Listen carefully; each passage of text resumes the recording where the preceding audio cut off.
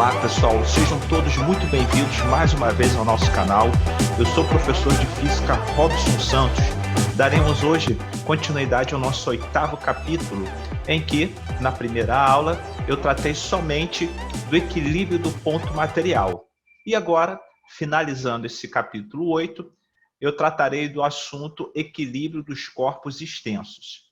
Se você não assistiu os vídeos em que eu tratei da teoria e de exercícios sobre a primeira aula, acesse o card acima que você vai poder, vai poder acessar ao primeiro vídeo sobre este capítulo 8º, que trata do assunto estática e equilíbrio dos corpos.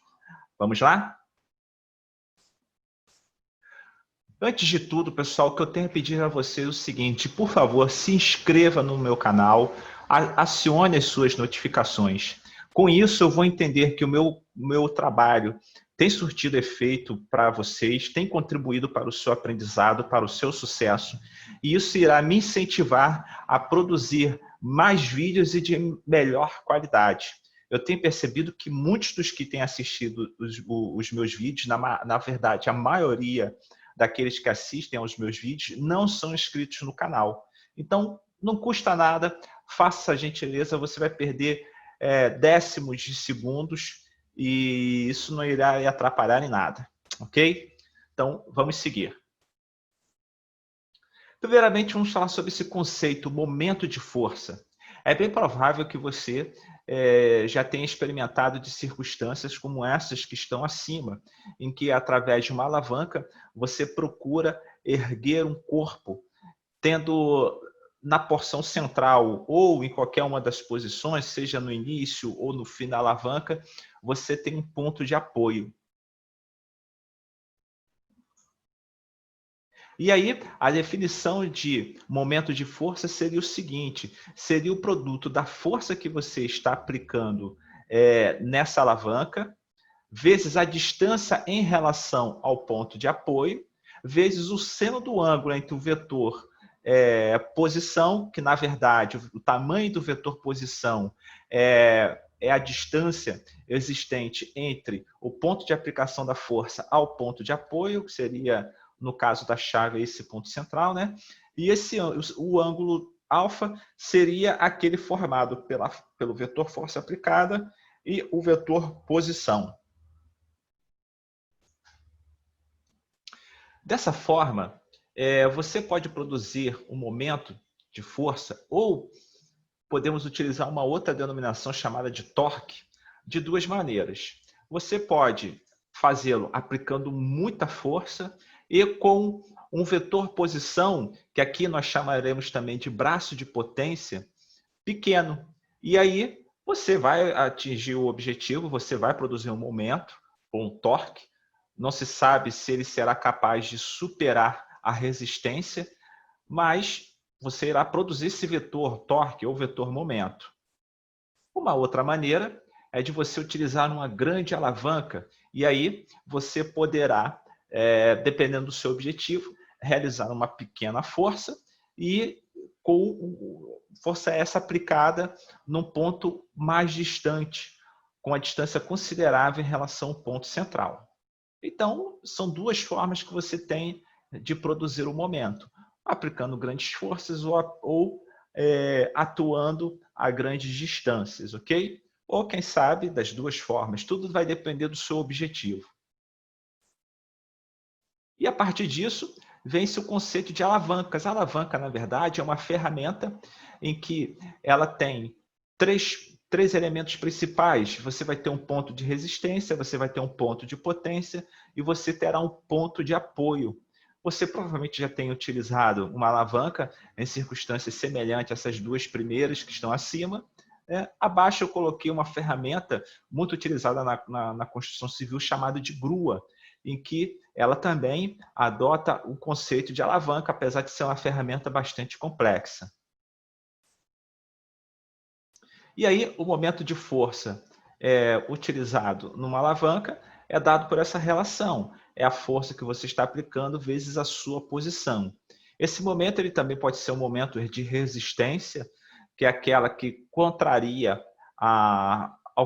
ao momento que você está realizando, que a equação também será a mesma, será a força de resistência, geralmente é o peso daquilo que você quer erguer, vezes a posição dela em relação ao ponto de apoio.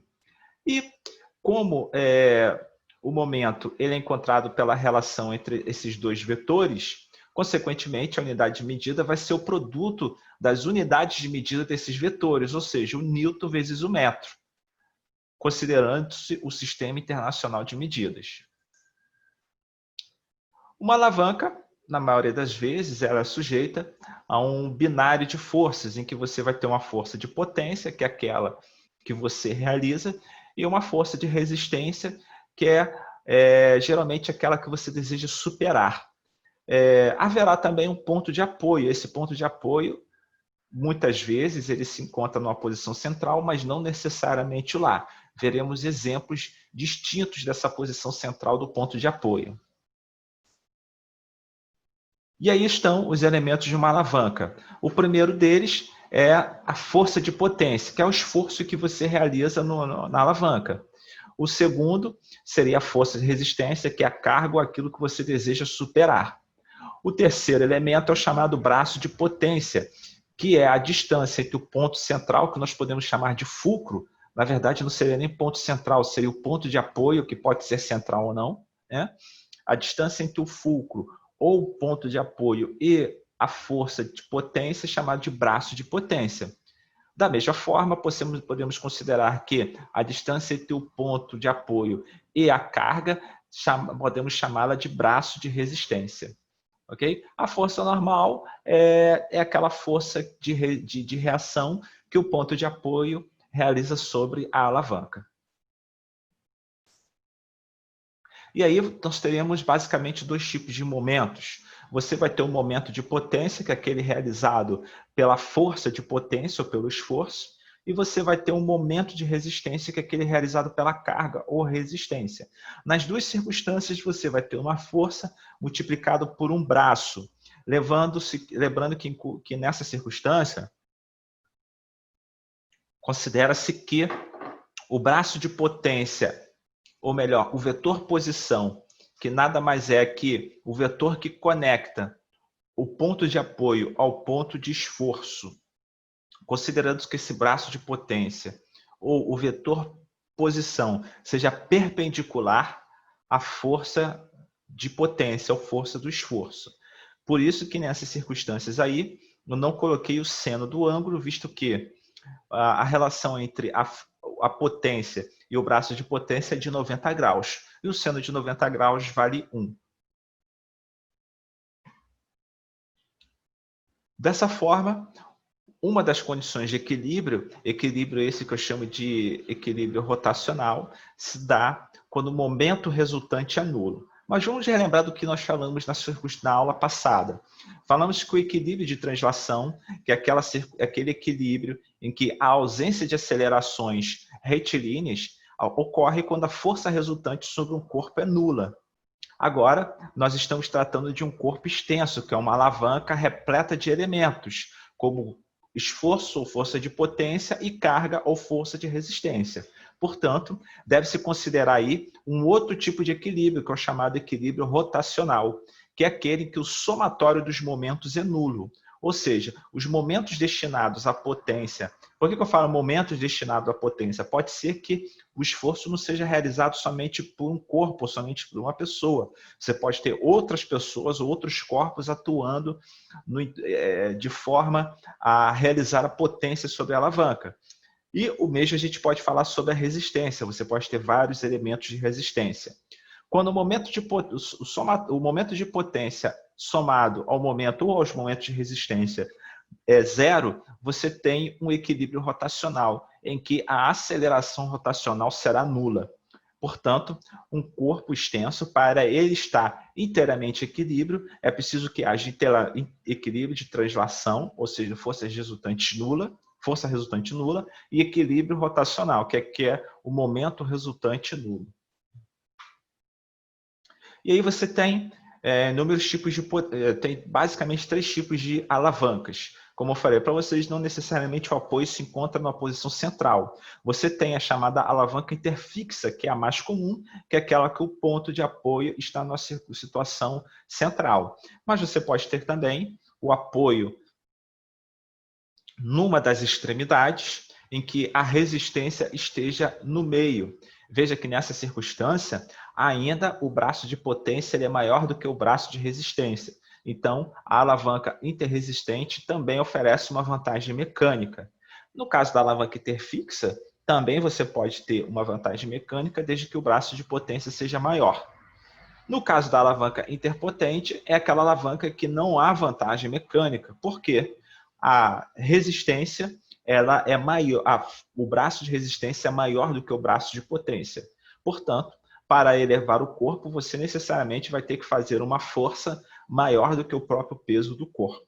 Então, não é uma alavanca que te oferece vantagem mecânica, né? Mas o nosso corpo, o corpo humano, por exemplo, ele é repleto de alavancas interpotentes. Por exemplo, se você analisar o músculo, o que nós chamamos de bíceps, ele atua numa posição central entre o cotovelo e a nossa mão, que é onde nós pegamos corpos para elevá-los. Então, no nosso braço, você tem um tipo de alavanca interpotente, em que a resistência está nas nossas mãos, uma extremidade, o cotovelo está na outra extremidade, que é o ponto de apoio, e numa porção mais próxima do ponto de apoio do que da resistência, você tem o ligamento do nosso bíceps em nosso antebraço. Ou seja, o braço de potência é muito menor que o braço de resistência. Portanto, para elevarmos um corpo através das nossas mãos, flexionando a porção central dos nossos braços, nós temos que fazer uma força maior do que o peso do próprio corpo que nós estamos erguendo. No primeiro exercício, eu apresento um homem de massa 80 kg que quer levantar um objeto usando uma alavanca rígida e leve. Quando se fala de uma alavanca rígida e leve, pede-se para você desconsiderar-se as deformações da alavanca e também o seu peso. Os braços da alavanca têm 1 metro, 1 e 3 metros. Vamos considerar aí que 3 metros seja o braço de potência, né? Até porque, como exemplo que está aí mostrado na figura para vocês, você tem uma alavanca interfixa, em que a vantagem mecânica só ocorre se você tiver um braço de potência maior do que o braço de resistência. Na letra A, eu peço para que você calcule, diga qual a maior massa que o homem carrega, consegue levantar usando a alavanca e o seu próprio peso. Na letra B, eu peço para que, nesse caso, qual a força exercida sobre a alavanca no ponto de apoio. Então, vamos lá. Na letra A, primeiramente, eu vou colocar os dados que a questão nos dá. Você tem a massa do homem, que é 80 kg, o peso dele será 80 vezes a aceleração da gravidade. O peso do objeto não se sabe, mas podemos afirmar que a massa dele vezes a aceleração da gravidade. O braço de resistência é 1 metro, o braço de potência 3 metros. A maior massa possível que o homem pode erguer é o que nós iremos descobrir.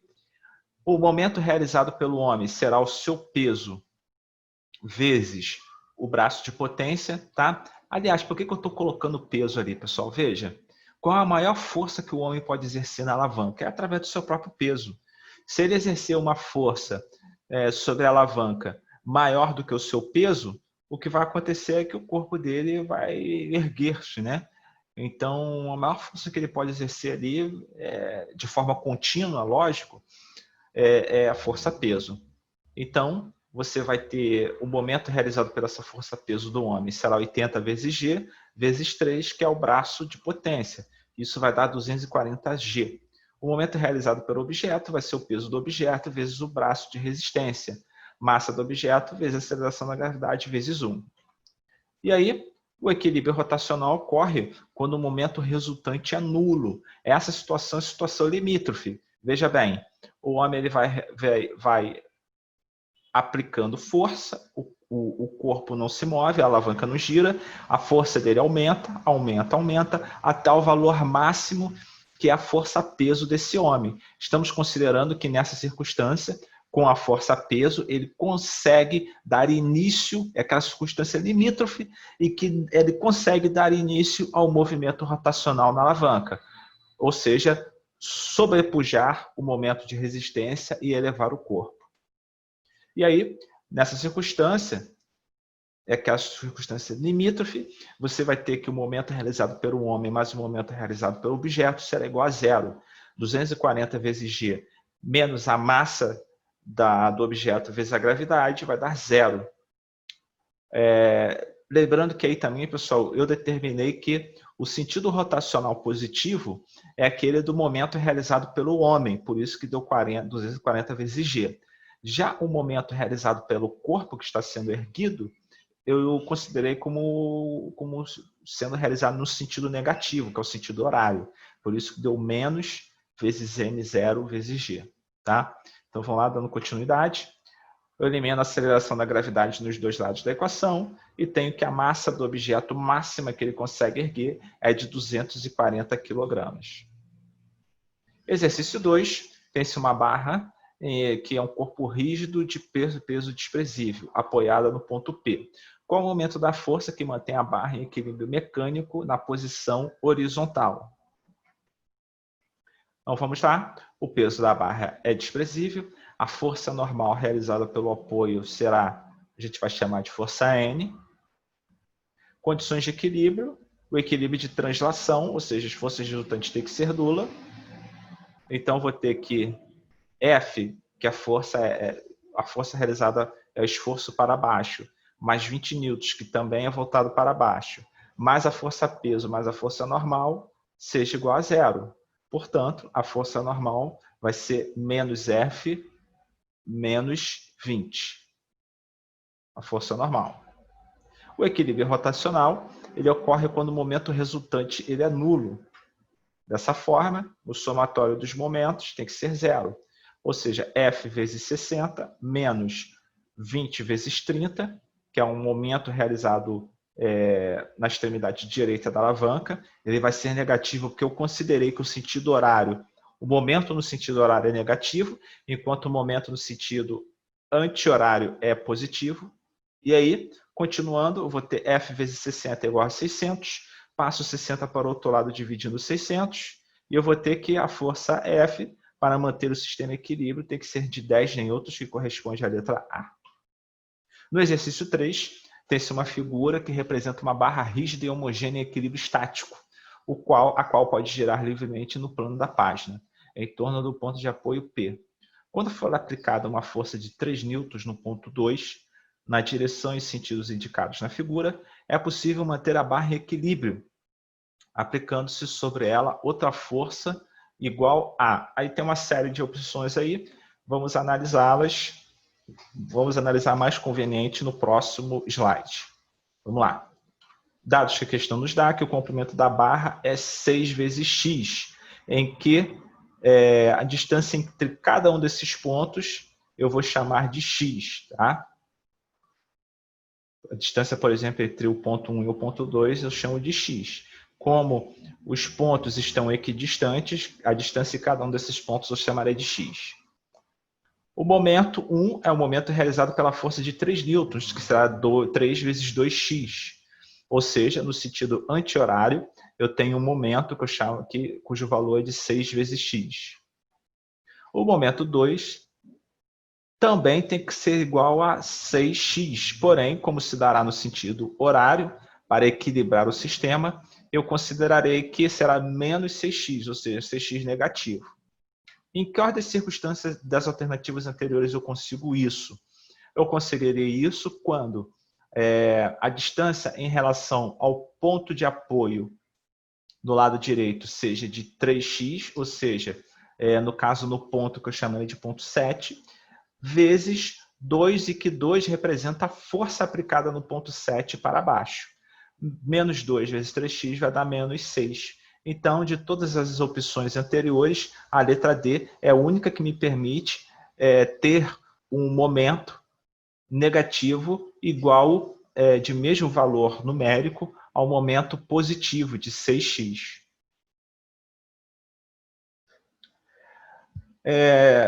Centro de gravidade, pessoal, é o chamado ponto onde podemos considerar sendo aplicado o peso total do corpo ou do sistema. É um ponto imaginário, mas se você, por exemplo, aplicar uma força contrariando a força-peso exclusivamente nesse ponto, que nós chamamos de centro de gravidade, você conseguirá manter o corpo em equilíbrio. Equilíbrio esse de translação ou equilíbrio rotacional. O centro de gravidade, ele, dependendo da posição que ele esteja em relação ao seu ponto de apoio, ele pode gerar um movimento de força. Veja, imagine essa menina que ela está deflexionando o seu quadril, orientando o tronco para baixo, enquanto o centro de gravidade do tronco dela estiver orientado para qualquer ponto de apoio no seu pé, ela consegue manter esse equilíbrio. Mas a partir do momento que o centro de gravidade do seu tronco e da sua cabeça somados, né, e seus braços, ele ultrapassa o ponto de apoio em que os pés dessa menina estejam realizando, o próprio centro de gravidade ele realiza um momento de força, um torque sobre o corpo. E aí você não consegue mais, numa circunstância como está ao lado direito, manter esse equilíbrio. A pessoa irá bater com o rosto no chão. Exercício 4. Tem-se uma barra homogênea BC da figura que tem peso de 100 kN e seu comprimento é de 10 metros. O centro de gravidade CG da barra e o ponto de apoio A estão, respectivamente, a 5 e 2 metros da extremidade B. Qual o peso? Qual é o peso do corpo X que deve ser suspenso na extremidade B para que a barra se mantenha em equilíbrio mecânico na posição horizontal? Então, vamos lá. Dados que a questão nos dá, o peso da barra 100 kN, que corresponde a 1 vezes 10 elevado a 5 newtons. Lembrando que esse prefixo K, que representa quilo, corresponde ao valor que está à esquerda multiplicado por 10 elevado a 3, ou por 1000. A distância do ponto B em relação ao ponto de apoio, eu vou chamar o braço do ponto B, tá? Ou braço de potência, né? Que é aquele que é o ponto, que é a distância em relação ao ponto onde será realizada a força para equilibrar o sistema. Esse braço PB, né? Ele será de 2 metros. A distância de B em relação ao centro de gravidade é 5 metros. Portanto, a distância do centro de gravidade em relação ao ponto A, que eu chamarei de braço do centro de gravidade, é de 5 menos 2, que dará 3 metros. Qual será o peso do corpo X? É o que a questão quer saber. Bom, o momento relacionado ao centro de gravidade, ele tende a produzir um movimento rotacional no sentido horário. Momento esse que será o peso do centro da barra, né? Relacionado ao centro de gravidade, vezes o braço do centro de gravidade. 1 vezes 10 elevado a 5 vezes 3, que dará 3 vezes 10 elevado a 5 newton-metros no sentido horário. Já o momento realizado pelo corpo, que será posto no ponto B, ele será o peso desse corpo vezes o braço desse corpo, né? do braço em relação ao ponto B. Eu utilizarei o sinal negativo porque tende a produzir um momento no sentido anti-horário. Então, você vai ter menos Px vezes 2, que é igual a menos 2 vezes Px newton-metros. Bom, se o conjunto está em equilíbrio, então significa que o momento do centro de gravidade mais o momento realizado pelo peso x é igual a zero. Dessa forma, 3 vezes 10 elevado a 5 menos 2 vezes Px é zero. E aí, passo 2Px para o outro lado da equação, passo 2 dividindo 3 vezes 10 elevado a 5, eu vou ter 1,5 vezes 10 elevado a 5 newtons, que corresponde a 150 quilonewtons, que está descrito na letra C.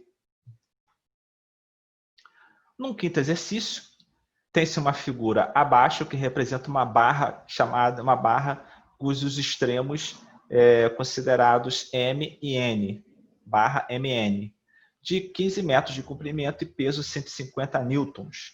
Essa barra tem centro de gravidade a 2/3 do seu comprimento. A partir do extremo M e é carregado por 2 homens. Determine o módulo da ação de cada homem sobre a barra. Então, como irá acontecer? Tem-se o centro de gravidade, que a distância dele em relação a M é de 10 metros, e em relação a N é de 5 metros. O homem no ponto M, realizará uma força que eu chamaria de Fm para cima. O homem, na posição N, realizará uma força de Fn para cima. E no centro de gravidade tem-se a força peso orientada para baixo. Então, você vai ter... Vamos analisar todos os momentos que tendem a produzir movimento no sentido horário, que eu vou chamar isso de sentido positivo. Tá? A mesma coisa, as forças orientadas para baixo, eu também considerarei isso como sentido positivo, ou seja, vetores positivos. Vamos lá. Dados que a questão nos dá, 15 metros de comprimento total, a barra tem 150 newtons, a posição de CG em relação a M é 2/3 de 15 metros, ou seja, 10 metros, e a posição do CG em relação à extremidade vai ser o valor de 15 metros menos isso, os 10 metros, visto em relação ao ponto M. Ou seja, a distância de N até o centro de gravidade será de 5 metros. A força que o homem realiza no ponto M não se sabe, a força que o homem realiza no ponto N não se sabe. Mas se sabe que o sistema está em equilíbrio, ou seja, a força resultante é nula em qualquer sentido retilíneo, qualquer direção retilínea. Portanto, o peso da barra é igual ao somatório das forças, mais o somatório das forças que esses homens realizam é igual a 0. Portanto, Fm mais Fn tem que ser menos 150 newtons. Lembrando que o sentido positivo é para baixo. Na direção rotacional, você tem que o somatório dos momentos tem que ser nulo, porque o sistema está também em equilíbrio rotacional. Dessa forma, o peso da barra vezes o braço do centro de gravidade, mais a força M vezes o braço relacionado à distância M, mais a força realizada no ponto N, mais o braço realizado ao ponto N, tudo isso terá que ser 0. E o que a gente vai fazer aqui? Vamos traçar um ponto de referência, que a gente vai considerar como ponto de apoio. Esse ponto de apoio nós vamos considerar que é o ponto M, onde o homem à esquerda está realizando a força. A partir daí, nós vamos determinar quais serão os tamanhos dos outros braços, seja o braço do centro de gravidade ou o braço da força Fn. Então, vou ter que 150 vezes 10, 150 vezes 10, mais a força M, realizada pelo homem M, vezes 0. Por quê? Como o homem está atuando sobre o que nós consideramos como ponto de apoio, o braço da força M vai ser 0. Mais a força N vezes 15, que é o braço, que é a distância do ponto N em relação ao ponto de apoio, que é o ponto M. Tudo isso vai ter que ser 0. Aí, 150 vezes 10 dá 1.500, mais 0 mais Fn vezes 15, tudo isso tem que dar 0. Passo 1.500 para o outro lado, ele vai negativo, e eu divido por 15. Eu vou ter como resultado que a força Fn é de menos 100 newtons. Como o somatório das forças é menos 150 e Fn é menos 100, portanto, a força Fm deverá ser de menos 50 newtons, orientada para cima. E assim, pessoal, terminamos aqui a nossa aula. Espero que você tenha gostado, que tenha contribuído para o seu aprendizado. Não se esqueça de inscrever-se no meu canal, dê o seu joinha, faça os seus comentários positivos ou negativos para ajudar a melhorar o nosso trabalho. E como sempre, eu desejo a vocês bons estudos e até a próxima.